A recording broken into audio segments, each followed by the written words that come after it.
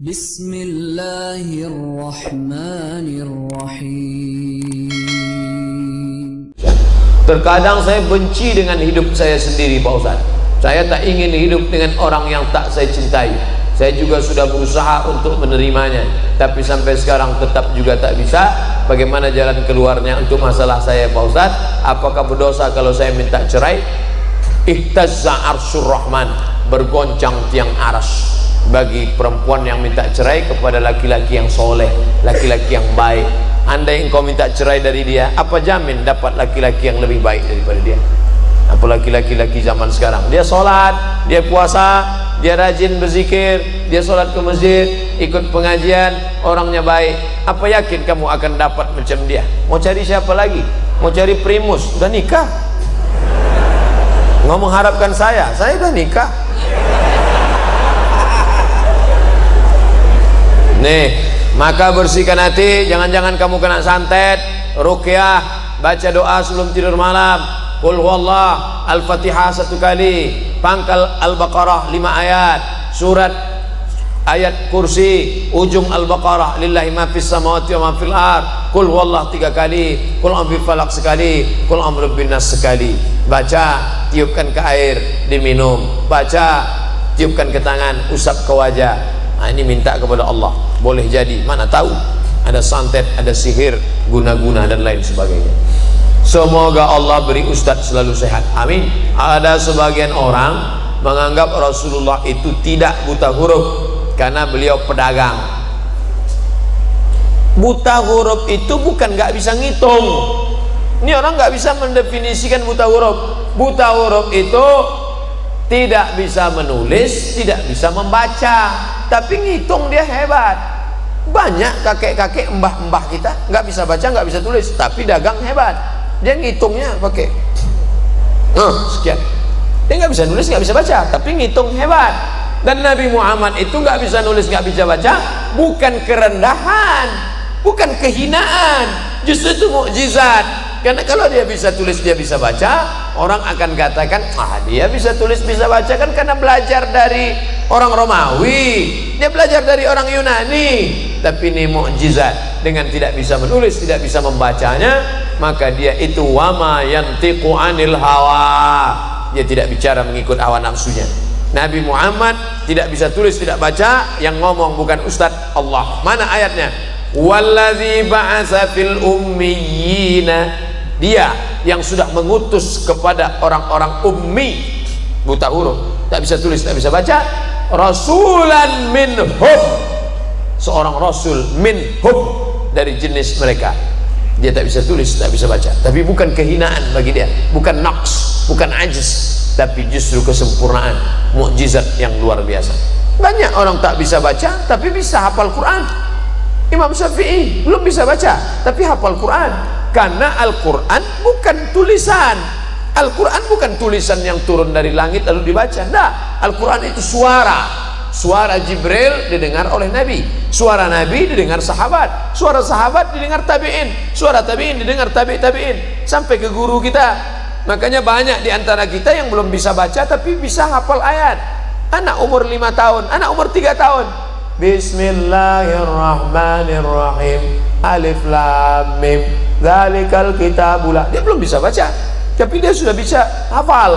Ketika dia bisa baca, dia bingung, loh, ini tulisannya alama, kenapa dibaca Alif Lam Mim? Alif Lam Mim, mana ada ya sama mim di situ? Kalau dibaca alama, karena Quran bukan tulisan. Quran itu suara yang turun lalu kemudian ditulis oleh sahabat. Jadi jangan katakan ini mukjizat. Nama bukunya Mabahits fi Ulumil Quran, ditulis oleh Syekh Dr. Qasabi Zalat, guru kami dulu mengajar di Al-Azhar dalam bidang apakah Nabi itu buta huruf? Ya, mukjizat. Apakah bersentuhan dengan suami batal setelah wudhu? Mazhab Syafi'i batal. Suami istri kan mahram, mahramnya mahram karena nikah, bukan mahram karena syahwat. Kenapa dengan ibu dengan adik nggak batal? Kamu bersyahwat dengan ibu kamu. Saya nggak bersahwat nengok istri saya Pak Ustadz. Nengok istri orang baru saya bersahwat. Bedakan mahram karena musyawarah, karena nikah, dengan mahram karena nasab. Dengan adik perempuan, dengan kakak perempuan, dengan ibu, dengan bibi, adik ibu, kakak ibu, itu mahramnya mahram muabbad sampai mati. Dengan istri ini kan karena nikah. Oleh sebab itu mazhab Syafi'i batal. Kenapa kawan saya yang dari Muhammadiyah mau berangkat kerja, dia salaman sama istrinya? Dalam hal ini Muhammadiyah pakai majelis tarjih. Majelis tarjih Muhammadiyah mentarjihkan mazhab Maliki. Kalau bersahwat batal, nggak bersahwat nggak batal. Dan cara wudhunya Muhammadiyah pakai cara Maliki, yang airnya bukan seperti cara Syafi'i. Cara Syafi'i yang dipakai NU, Perti, Al-Wasliyah, ambil air. Habis itu ambil air lagi untuk telinga. Nah, itu kalau Maliki enggak, itu yang dipakai Muhammadiyah. Semua rambutnya basah satu kali nyambung ke telinga. Basah.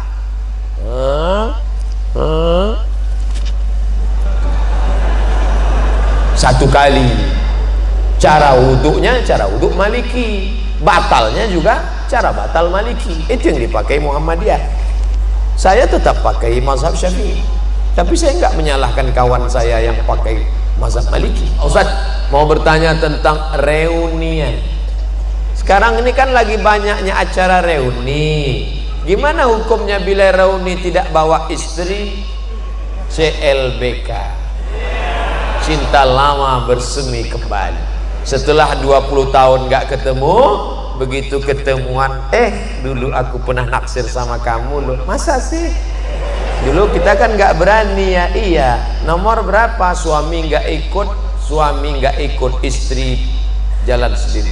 Kalau mau reuni juga, suami ikut, istri ikut, ngomongnya harus bareng sama. Jangan sampai, ingat, setan tidak pernah mengajak ayo berzina, enggak. La tattabi'u khutuwatis syaitan. Jangan ikut langkah-langkah setan. Dari mana langkah setan? Nazratun, pandangan. Setelah nazratun, fabtisamun, senyum. Setelah senyum, fasalamun, hai. Setelah salam, fakalamun. Sudah berapa anaknya? Suaminya kok enggak ikut. Setelah salam, fakalam. Setelah itu, famau'idun, janjian. Ini enggak enaknya orang ramai. Besok kira-kira bisa makan siang enggak? No free lunch, tak ada makan siang yang gratis. Bisa lihat foto suami kamu? Udah ada di FB mas. Lihat, masih gantengan aku ya. Terjadilah apa yang terjadi. Famau'idun faliqa'un, perjanjian dan pertemuan. Ingat, dulu ada kenakalan remaja, sekarang kenakalan orang tua. Buat grup di WA, tukar menukar cerita, lebih asik ngobrol dengan suami orang. Akhirnya tepok jidat, gak ada angin, gak ada hujan. Aduh, astagfirullah. Kenapa mas? Ingat mantan. Assalamualaikum Pak Ustadz, mohon doanya Pak Ustadz, tanggal 10 Desember nanti saya ingin menikah. Alhamdulillah. Barakallahu lakum wa baraka alaikum wa jama'i bainakum bi khair. Maka mohon saran Ustadz bagaimana menjadi pemimpin keluarga yang baik menurut syariat Islam. 1. Kau pahami bahwa istrimu itu dipertemukan Allah dengan engkau. Kau katakan nanti kepada dia, Adinda, aku tak pernah mencarimu, kau pun tak pernah mencari aku. Allah sudah mempertemukan kita. Apa jawab istrinya? So sweet mas. Yang kedua, kalian adalah makhluk yang berbeda. Yang satu dari planet Mars, yang satu dari planet Venus. Sama-sama mau makan telur ayam, tetap beda. Yang satu mau mata sapi, yang satu mau telur dadar. Maka kalian diikat oleh dua. Apa yang mengikat? Waja'ala bainakum mawaddatan wa rahmah. Kalau ada salat malam ini yang datang pasangan-pasangan umur 70, 60, apa yang membuat mereka masih bergandengan tangan? Rahmah. Mawaddahnya sudah tidak ada. Apa itu mawaddah? Physically, rambutnya, matanya, kulitnya, fisik. Tapi rahmah rahmah, menutupi kekurangan.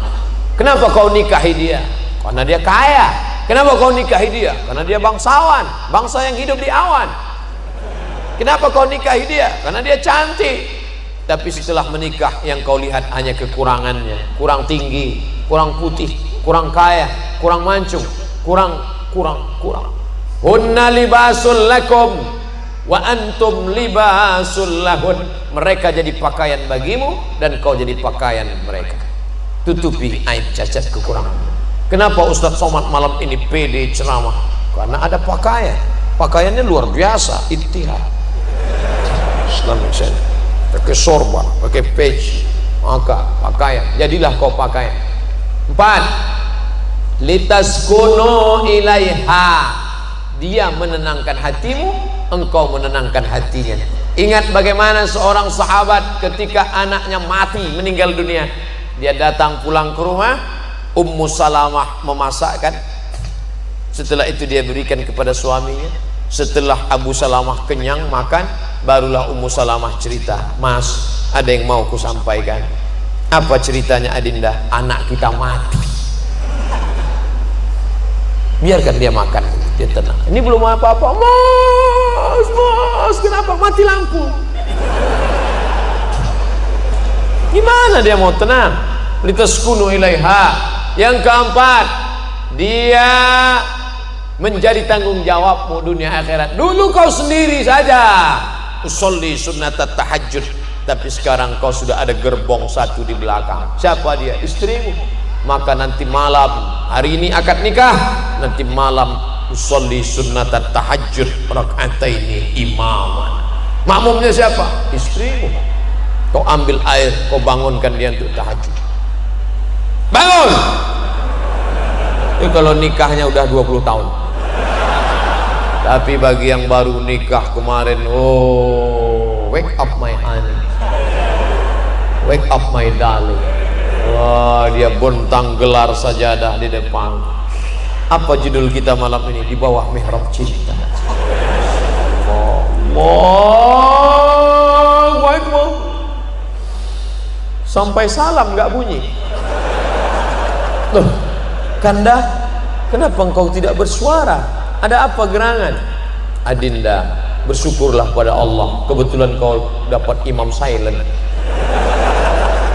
Ya Allah, aku bersyukur kau sudah kirim seorang imam bagiku. Masalah dia bunyi nggak masalah. Terlama-lama bunyi juga.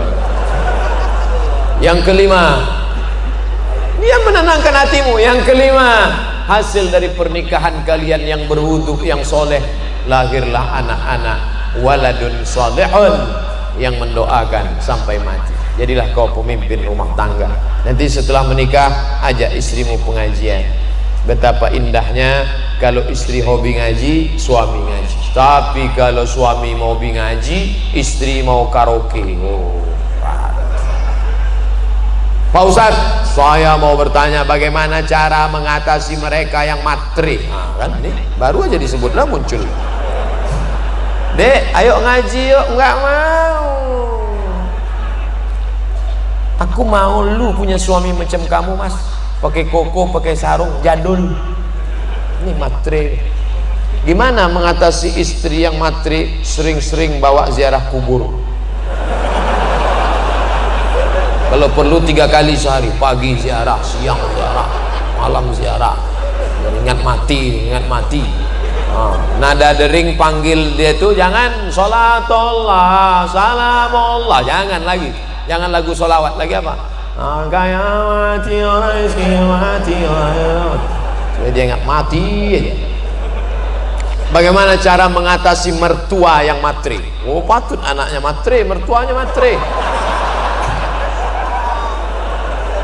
Pak, Bapak, besok kita buat arisan keluarga ya Pak. Kita ada pengajian ya. Ya. Siapa ustadznya? Kita undang Ustadz Dery Sulaiman. Judulnya apa? Orang kaya mati. Ceritakan. Jangan kamu yang menasehati mertuamu. Jangan pulang dari sini, bapak mertua, ibu mertua duduk sini. Assalamualaikum warahmatullahi wabarakatuh.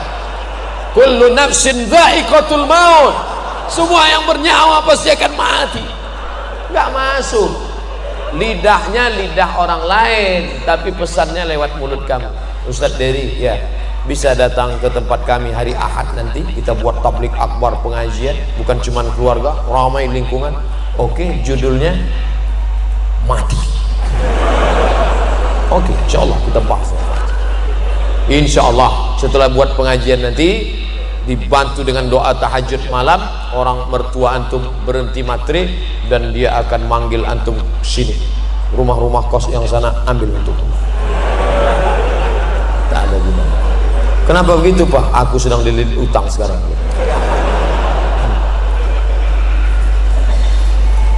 Assalamualaikum Pak Ustadz. Waalaikumsalam warahmatullahi wabarakatuh. Apakah saya boleh pergi bersama teman perempuan keluarga tanpa keluar negeri? Apa boleh saya pergi bersama teman perempuan keluar negeri tanpa mahram? Enggak. La yakhluwanna rajulun ma'a imra'atin illa ma'azi mahramin. Tidak boleh pergi kecuali dengan mahram, tapi atas izin suami. Ya, suamimu izin, dia tertekan. Mas, aku mau keluar negeri, ini acara kantor, izinnya? Iya. Suaminya ikatan laki takut bini. Bolehkah perempuan bekerja? Kata Syekh Atiyah Saqar dalam Fatwa Al-Azhar, boleh. Syaratnya, yang pertama izin suami, yang kedua tidak bercampur aduk laki-laki perempuan, tak ada khalwat, yang keempat tak meninggalkan kewajiban. Nih, berapa banyak perempuan sekarang lebih lama dengan laki orang daripada laki dia sendiri. Jam 7 berangkat dari rumah, 8, 9, 10, 11, 12 dengan laki orang, makan siang dengan laki orang juga, habis itu sekantor lagi jam 1, jam 2, jam 3, jam 4 dengan laki orang, pulang sampai rumah masih dengan laki orang juga main WhatsApp. Dengan suaminya hanya setor wajah. Ketika mau berangkat ke kantor wajahnya cuek, mau ketemu laki orang, di rumahnya macam genderuwo. Tapi kalau perjalanan itu murni kerja, aman, ramai-ramai, jauh daripada fitnah, oke.